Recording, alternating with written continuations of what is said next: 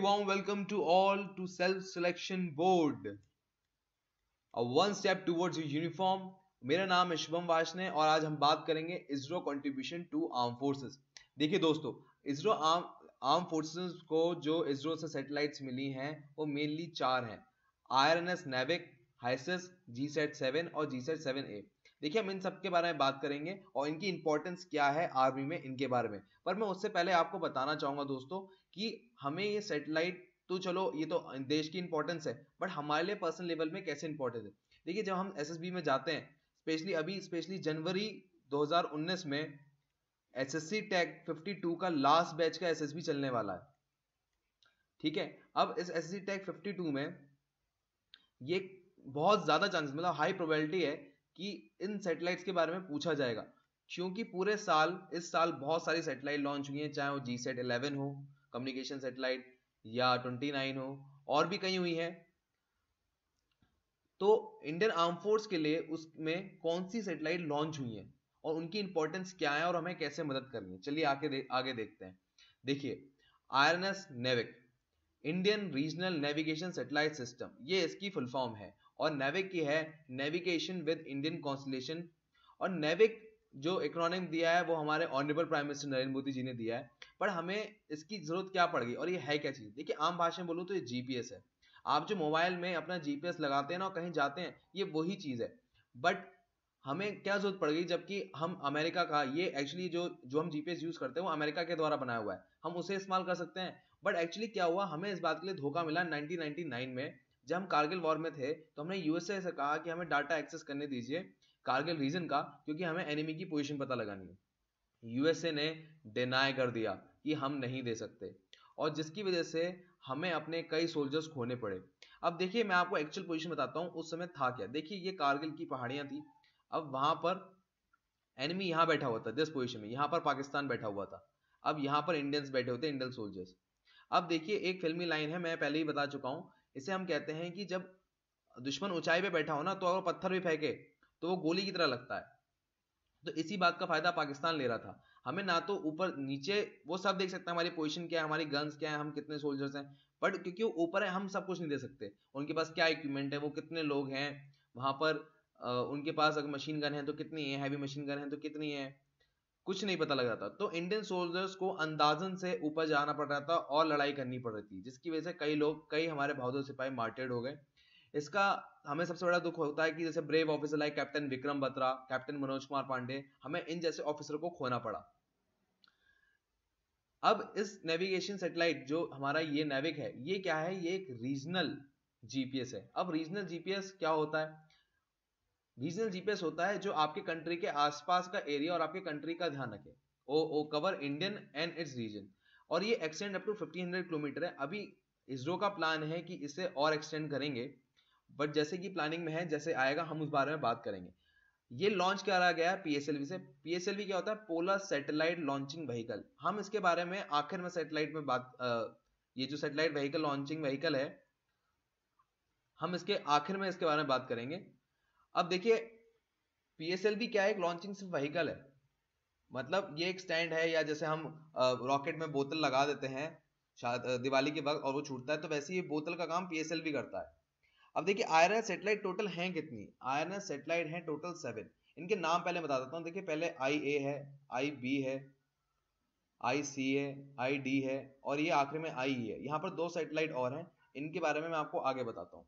इनकी पोजीशन भी पता लगी। देखिए, ये है इनकी पोजीशन है। जो ये 3 है वो जियो स्टेशनरी पोजीशन पे हैं, और जो बाकी ये 4 हैं ये जियो सिंक्रोनस पोजीशन पे हैं। जियो सिंक्रोनस वाली पोजीशन वाली सैटेलाइट 8 पोजीशन में घूमती हैं इस तरह, और जियो स्टेशनरी अपनी पोजीशन पे ही रहती है। अब इससे सबसे बड़ी खास बात क्या है कि यहाँ पर हमारे जो नेबरिंग कंट्री हैं, पाकिस्तान, चाइना, नेपाल, भूटान, बांग्लादेश, म्यांमार, श्रीलंका, मालदीव, ये इन सभी को कवर करेगा। हमें कहीं भी हमारे इंडियन आर्म फोर्सेस को कहीं भी मदद चाहिए, वो उसके लिए हमेशा रेडी रहेगा। अब देखिए, इसके आगे हम एक और इंपॉर्टेंट बात की डिस्कस करते हैं। रिसेंटली एक चीज बहुत हेडलाइंस में थी कि चाइना का नेविगेशन सिस्टम बीडू स्टार्ट हो गया है, जो कि ग्लोबल सर्विस प्रोवाइड करेगा। इसका मतलब क्या है? देखिए, जीपीएस 2 टाइप के होते हैं। जीपीएस की फुल फॉर्म भी बताता हूं आपको, इसका नाम मतलब होता है ग्लोबल पोजिशनिंग सिस्टम, और दूसरा होता है रीजनल, जो कि इंडिया का है। अब ग्लोबल पोजिशनिंग सिस्टम तो चाइना की जरूरत समझ में आती है भाई, इसने यूएस से भी पंगा ले रखा है, जापान से भी पंगा ले रखा है, दुनिया के आधे देश से इसने पंगा ले रखा है। अब बट इसके साथ हमें सबसे बड़ी प्रॉब्लम क्या आ रही थी कि इसने जो अपनी बीदू का एक्सेस दे रखा है, अपनी नेविगेशन जीपीएस का एक्सेस दे रखा है, वो दे रखा है पाकिस्तान को, और कब से, 2014 से। अब देखिए हम दोनों ये दोनों ही हम इनके साथ लड़ाई लड़ चुके हैं। सॉरी, मैं इंडिया का मैप ढंग से बना नहीं पा रहा हूँ दोस्तों, मुझे माफ करना। तो ये ऐसा कुछ मैप है हमारे इंडिया का। तो इधर चाइना, इधर पाकिस्तान, 62 में हम इनसे लड़ाई कर चुके हैं और 4 लड़ाई हम इनसे कर चुके हैं। तो दोनों ही हमारे एनिमी है, और इन्होंने क्या कर रखा है कि एनिमी एनिमी इज फ्रेंड, इस पॉलिसी पे चल के ये इंडिया पे अटैक कर सकते हैं। तो हमें दोनों फ्रंट से वॉर से अपने आप को बचाने के लिए ये जो हमारा नेविक सैटेलाइट है, ये एक ब्रह्मास्त्र की तरह काम करेगा कि हमें उनकी पोजीशन बताने में सबसे बड़ी मदद करेगा। तो अगर आप इंटरव्यूइंग ऑफिसर से बोल सकते हैं, sir this satellite is a brahmastra for India because it is telling the position of enemy, and by knowing the enemy we can fight the enemy by detecting its resources and by detecting that how much team formation is there. चलिए अगली satellite है हाइसिस। हाइसिस के बारे में इसकी full form कहें तो hyper spectral imaging satellite. अब इस हाइपर स्पेक्ट्रल इमेजिंग सैटेलाइट, एक तो इंडिया की ये एकमात्र इमेजिंग सैटेलाइट है। अब इसका मतलब क्या है, मैं आपको जरा एक टर्म पढ़ के सुनाता हूँ। ये कहती है, it collects and process information from across the electromagnetic spectrum and enable distinct identification of object, material or process on earth by reading the spectrum for each pixel of seen from space. अब देखिए आम शब्दों में कहूं क्या, देखिए जब धरती पे लाइट पड़ती है तो वापस एमिट आसमान में होती है, यहाँ पर वो सैटेलाइट है वो इन्हें रिसीव कर रही है।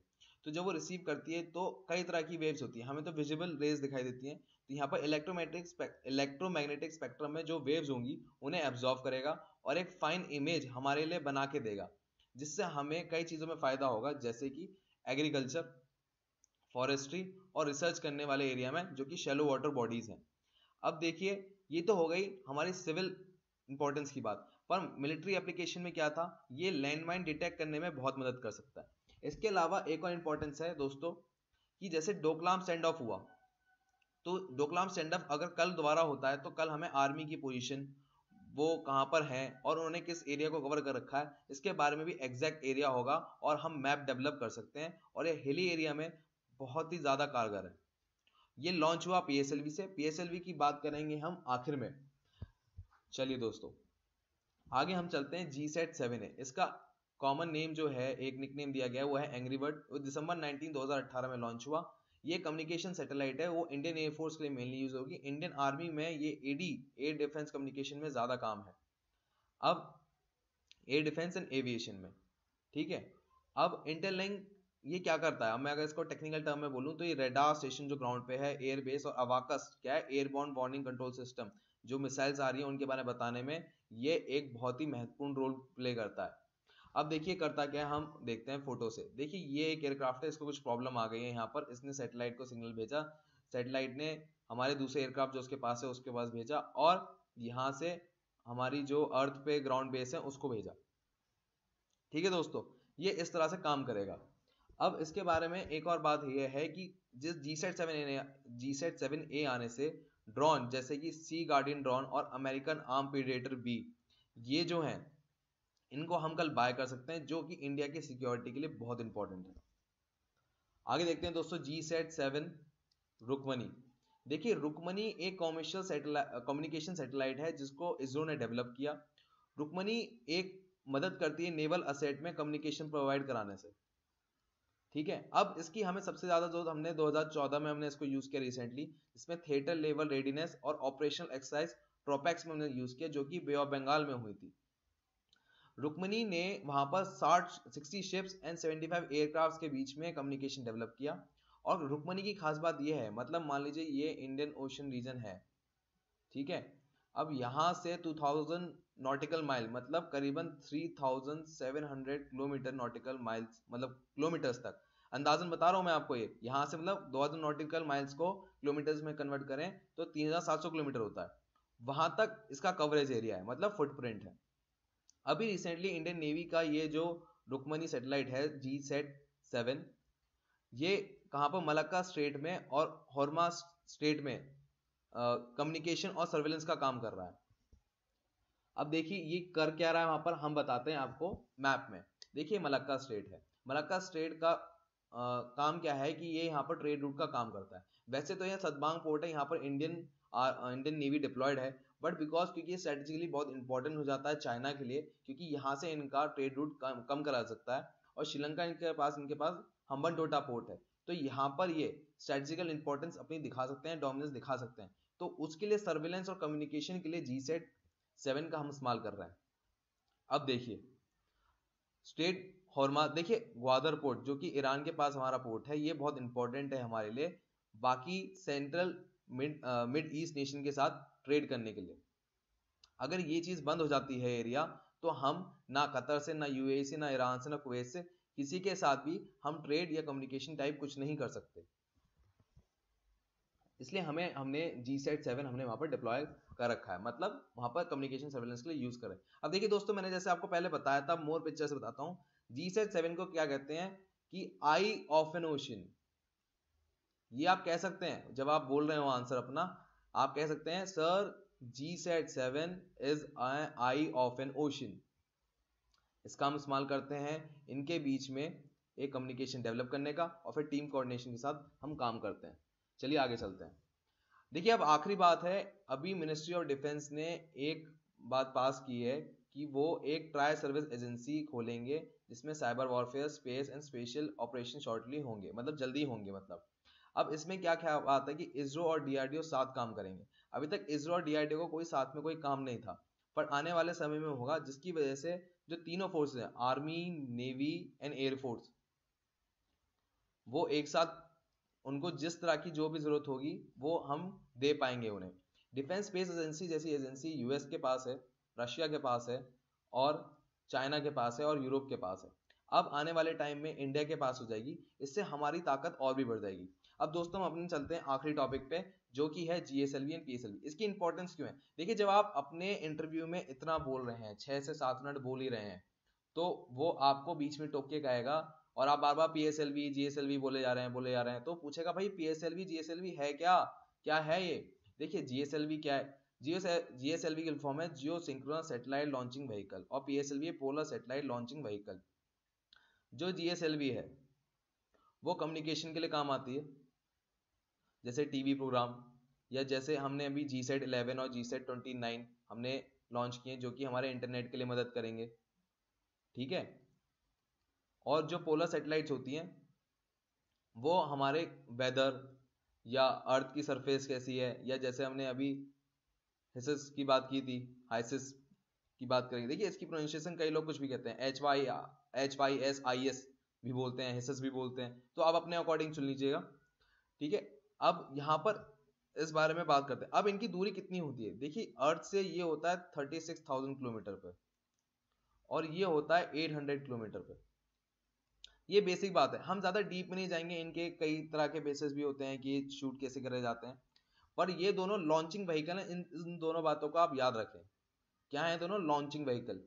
लॉन्चिंग व्हीकल मतलब क्या होता है? देखिए जब आप दिवाली पे, मैं फिर से बताता हूँ, मैंने भी थोड़ी देर पहले बताया था, दिवाली पे जब बोतल में रॉकेट डालते हैं ना, तो वो जो बोतल है वो लॉन्चिंग व्हीकल का काम करता है, जो उसको एक पोजीशन देता है, ठीक है दोस्तों। चलिए अब हम आपसे लेते हैं विदा। जय हिंद। अगर आपको हमारी वीडियो पसंद आई हो तो प्लीज उसे लाइक करें, शेयर करें और कमेंट करें, और अपना फीडबैक प्लीज जरूर दें कि आपको वीडियो कैसी लगी। आपको इसमें कुछ ज्यादा जरूरत हो तो हमें बताएं, हम नई शुरुआत करके हम आपके साथ दोबारा प्रेजेंट होंगे और उस इंप्रूवमेंट को लेकर आएंगे। थैंक यू दोस्तों, जय हिंद।